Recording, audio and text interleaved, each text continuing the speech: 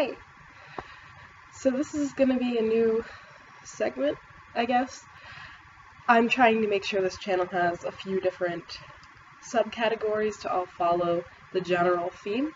So there's general book things, specific book things, usually reviews, and now I'm trying to bring in the writer's aspect because I myself am a writer, and I know that the majority of people following this channel right now are from my writing prompt blog, so they're writers. So I want to make sure that we're not just talking about other people's work, we're talking about the possibility of our own.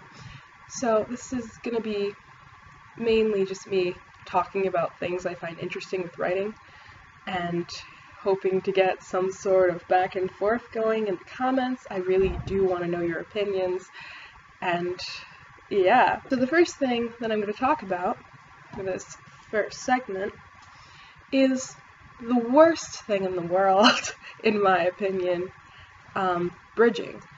And bridging is a term that I actually came up with like 2 years ago, but I use it so much, so confidently, that there are now people using it who think that it's like a real term, but it's not. It's my term. But it's a real term now. So what bridging is pretty much the path from point A to point B.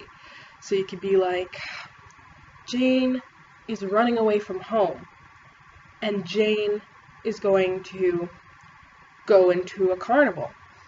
But if you're writing that, and you're just like, Jane runs away, and then the very next chapter, Jane's at a carnival, you're like, alright. So there should be in-between things. Like, how did she decide she was going to go to the carnival if you didn't already say that in the beginning? How did she get there? Where was the carnival? Did she just stumble there? You need all of the random little plot points, all the cracks in the trail, so I call that bridging, and it is the bane of my existence. I feel like that's something that a lot of different authors struggle with, and I don't know really how to make it easier to deal with, because that's like the biggest reason why I won't finish things.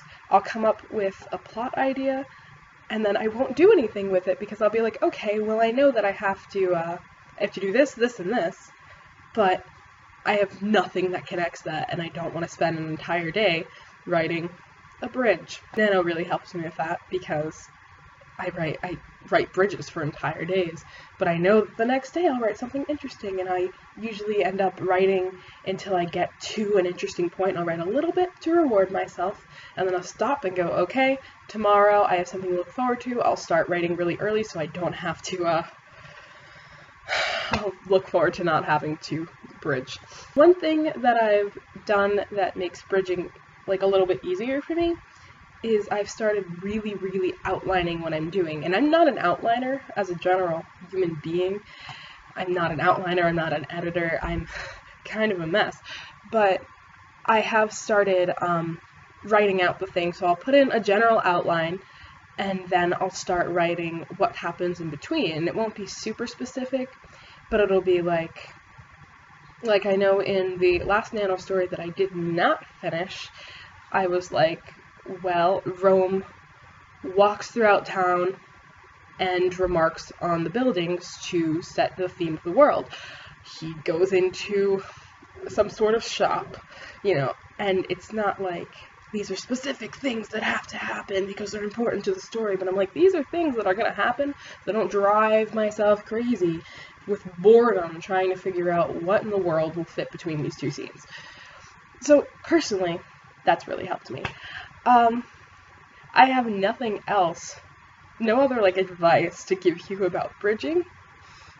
So please tell me in the comments, how do you deal with bridging? Is bridging even a problem for you? And did you have another name for it? That would be really interesting to know. Thank you so much for watching. Please subscribe and possibly follow my blog on Tumblr. That would be really cool. The song prompt of the day is Fall Harder by St. Pepsi. Have a great day. Bye.